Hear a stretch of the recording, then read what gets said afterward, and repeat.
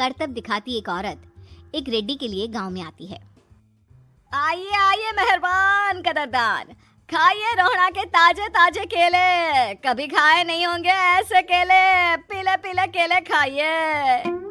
ये कहकर रोहड़ा हाथों में 4 केले लिए उन्हें सर्कल में जोर जोर से हवा में उछालती हुई करतब दिखाती है, जिसे देखकर आसपास के सारे बच्चे अपने अपने मम्मी पापा से उस औरत के पास जाने की जिद करने लग जाते हैं। पापा ऐसा तो सर्कस में बॉल से होता है ना, ये आंटी तो केले से कर रही है, चलिए ना पापा देखते हैं। रोहड़ा एक पतली सी तार पर चलती हुई केलों से करतब दिखाती है। आते जाते सभी लोग बाहर रुककर उसके करतब देखते हैं और वाह वाही करते नहीं थकते। जैसे ही एक आदमी पास आकर उसे पैसे देने लग जाता है, तब वो कहती है, अरे नहीं नहीं साहब, मैं करतब तो बच्चों के मन को बहलाने के लिए करती हूँ, धंधा तो मेरा केले का है। पीछे देखो मेरी रिड्डी, जो भी मेरे केले खाएगा मेरी तरह चुस्त दुरुस्त और तंदुरुस्त हो जाएगा। पता चलता है क्या कि मेरी उम्र 55 की है। अरे पर ऐसे ठंड के मौसम में कोई केला क्यों खाएगा? ये ऐसे वैसे केले नहीं है साहब, ये शरीर में गर्मी देते हैं, ठंड को दूर भगाए जो भी रोहिणा के केले खाए। पापा अगर मुझे केले नहीं मिले तो मैं घर नहीं जाऊंगी। तभी उसके पापा कहते हैं कि बेटा केले ठंड में कभी गर्मी नहीं देते, ये सब कहने की बातें हैं, सामान बेचने का तरीका है इनका। पर पिंकी नहीं मानती। मैं केले खाऊंगी।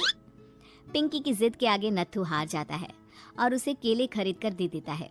पिंकी खुश होकर केले घर ले आकर खाती है। अब मैं भी करतब करूंगी, कितना मजा आएगा, जादुई केले। पिंकी पहला केला खत्म भी नहीं करती कि वो बेहोश हो जाती है। दूसरे केले से एक काला धुआं आता है और रोहड़ा चुड़ैल बनकर बाहर निकल आती है। मेरे भूतिया केले बच्चे न खाए, ऐसा हो ही नहीं सकता। जादूपुर वालों, कब तक बचोगे? आ गई हूँ मैं रोहड़ा, जिसका कोई नहीं कर सकता सामना। रोहड़ा पिंकी को गोद में उठाकर काले धुएं में कहीं गायब हो जाती है। शाम के वक्त नत्थू घर लौटता है और पिंकी को घर में ना पाकर उसकी माँ से कहता है, माँ पिंकी कहाँ है? अरे बेटा, उसे तो तू सुबह करतब दिखाने ले गया था ना, फिर कहाँ वापस आए तुम दोनों? मुझे लगा तू उसे अपने साथ मंडी ले गया होगा। हे भगवान, मेरी बच्ची कहाँ गई? मैं उसे घर ही तो छोड़कर गया था माँ। नत्थू गांव के घर कोने में अपनी बेटी को ढूंढता है, पर उसे वो कहीं नहीं मिलती। परेशान होकर आके रो रो कर नत्थू हिम्मत हार कर घर लौट आता है। अगली सुबह रोहड़ा फिर से करतब दिखाने आती है और इस बार पिंकी की तरह रोनी केले खरीद लेता है।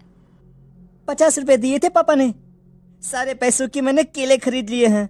अब मैं भी आंटी की तरह ही करतबबाज बन जाऊंगा।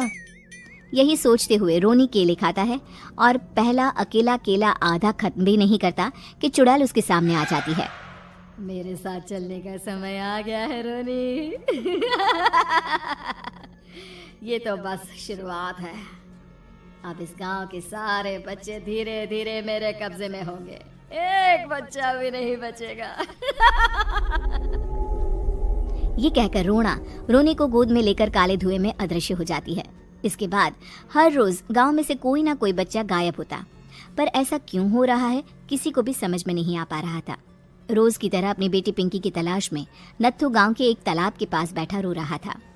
कहाँ गई मेरी पिंकी? शकुंतला के जाने के बाद एक वही तो मेरा सहारा थी।